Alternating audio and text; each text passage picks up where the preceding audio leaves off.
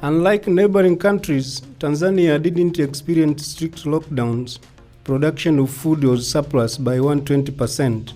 Despite high production of food in the country, smallholder producers were affected negatively by the pandemic. This research, with the support from the IDRC, was conducted in 3 countries, Tanzania, Ghana, and South Africa, with the aim of informing the policymakers at the national and regional level on the need to create strong systems that will enable the existence of food security. In April 2021, Her Excellency President Samia Suluhu formed a committee of experts on COVID-19, which recommended fundamental changes on how the country should handle the pandemic. Tanzania restarted producing reports on new infections and approached loan from IMF, US dollars 571 million, and joined the World Initiative for Vaccine, COVAX, and has produced vaccines whereby more than 2 million people have been vaccinated. ESAF, through this project, advocated for the establishment of fertilizer industry, which will foster production of fertilizer within the country, and in May 2021, the government announced to start building a fertilizer industry. In Tanzania, smallholder producers were affected and the value chain among key actors was distorted. The pandemic led to closure of business. Dorcas Mlacha and Olorina Swai are smallholder farmers from Mlali village, where they produce maize and tomato and sell to the nearby regions. They were adversely affected by COVID-19 in their farming and business activities. Huu ugonjwa wa corona mnamo 2020 ulipokuja uliniathiri kwa kiasi kubwa sana. Kwanza ulitengeneza hofu kwangu kwamba siwezi tena kutoka na kufanya maisha yangu mengine ambayo nilikuwa nikiyategemea kwa wakati huo. Lakini pia umeniathiri kwa upande wa uchumi. Kwa mfano, mimi nilikuwa nikilima shambani, baada ya kutoa shambani napeleka sokoni. Lakini katika kipindi hichi cha corona sikuweza kufika sokoni na kukuta wateja wangu ambao walikuwa wakinisubiri kwa miaka yote kufanya nao biashara. Kwa maana hiyo sikuweza kufanya biashara kwa kipindi chote hicho. Kabla ya corona nilikuwa ninachukua huku nyanya, napeleka Dar es Salaam nauza. Nikishauza ile pesa ninayoipata ninachukua nguo naleta huku kijijini kwa ajili ya biashara nauzia, kwa sababu kama tunavyojua kwamba kilimo pia kinataka pesa na kama hivyo tuna watu nyuma yetu wanatutegemea. Baada ya corona ni mambo yamebadilika, unakuta hata faida unayoipata ni chache, nyanya zinaharibika, kuna muda hata kusafiri unaona wasiwasi kutokana na hili janga. Traders at different markets were affected due to existence of surplus production within the country. Most of the produces were sold at very low prices. Tito Chilamba is a trader at Kibaigwa market whom was also affected economically by the pandemic. Yaani kupitia COVID, kwa sababu mwaka uliopita tumeuza gunia kuanzia laki, ilifika laki mpaka laki na 30. Lakini mwaka huu imetuasili gunia moja tumeuza 30,000. Alafu shamba kwenye kupalilia ekari moja unapalilia shilingi 30,000. Kwa hiyo unakuta gunia moja inapalilia eka moja. Kwa hiyo imetuasili. Kwa hiyo barua tulikuwa tunawatafuta vijijini mbali. Various groups had to shift and look for other income generating activities that could sustain their livelihood together with their families.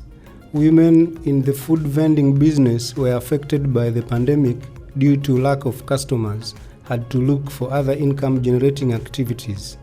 Esther Mberesero, a food vendor at Kibaigwa market, opted to sell second-hand cloth, while Winfrida Sanga opted to become a bus conductor for her to increase her income and sustain her family. Nafanya biashara ya mama ntilie na uzia wafanya biashara ya hapa ya mahindi, wanayeleta mahindi kutoka vijiji mbalimbali na hapa sokoni. Ilipofika mwaka 2019 katika ile hali ambayo ilitokea ugonjwa wa corona, ikabidi nifunge kibanda.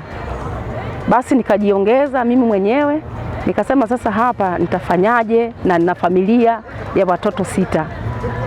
Ikabidi nifanye mpango, nikajikontrol mimi mwenyewe, nikachukua mitumba. Mitumba nikachukua mitumba nikapeleka Mpwapwa vijijini. Nikauza ile mitumba, kwa kweli ilinifanikisha kukizi mahitaji yangu mimi pamoja na familia. Janga la corona toka lilivyoanza mwezi wa 3 mwaka jana, hususan kwetu sisi wafanyabiashara ilikuwa ni kilio kikubwa. Nikajikuta nafunga biashara zangu na kuingia kwenye kazi ya kondakta kwenye gari kampuni ya Alisaidi, lakini kule kipato nilichokipata pia hakijakizi mahitaji yangu. Nikajikuta narudi tena, nimeua hadi msingi. Nikajikuta sasa hivi narudi tena kwenye biashara na bado biashara imekuwa ngumu zaidi.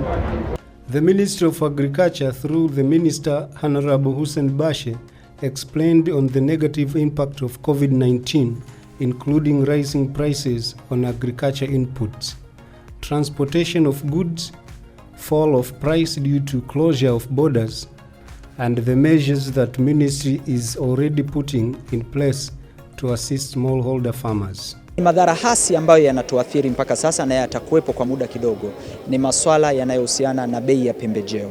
Ukiangalia sasa hivi baada ya dunia kuanza kufunguka, gharama ya mbolea imekwenda juu, lakini vile vile gharama za usafirishaji kwa sababu ya meli, shipping lines na container na cost hizo zimeongezeka, lakini vile vile inatuathiri swala la deliveries on time.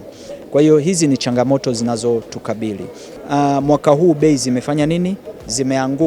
zimeanguka kwa sababu mipaka mingi ilikuwa imefungwa na biashara nyingi zilikuwa zimedorora. Projection tunazoziona mpaka kufika mwisho wa mwaka, bei ya cereal itaongezeka, kwa maana ya mazao ya chakula bei yake itaongezeka duniani kwa sababu trend ndivyo inavyoonekana. Kwa hiyo hatua tunazochukua kama wizara ni kama hizi tulizosema, kwamba sasa tunaanza kuangalia uwezekano wa kufungua depot zetu wenyewe katika nchi ambazo ni masoko yetu, lakini vile vile tumeanza kuangalia uwezekano wa kukama na njia ambazo zita provide subsidy kupunguza gharama ya mazao ya pembejeo. The Ministry of Health emphasized on taking preventive measures such as social distancing, use of hand sanitizers, maintaining level seats in public transport, and minimizing unnecessary public gathering for citizens to ensure they follow the guidelines provided by the Ministry of Health and World Health Organization. Na sisi sio kisiwa, sisi tumejitahidi sana kuhakikisha kwenye mipaka yetu, kwenye viwanja vyetu vya ndege, watu wanapimwa kabla ya kuingia, kujichanganya na watu wetu ili nchi yetu iwe salama. Lakini pamoja na hayo yote, hatutakiwi kurelax, tunatakiwa tujipange, tuhakikishe tunafuata taratibu zote za Shirika la Afya Duniani, taratibu zote zinazotolewa na Wizara ya Afya ili kuhakikisha tuvuke salama. Transportation sector was much affected, especially those transporting produce to different areas within and outside the country, closure of borders.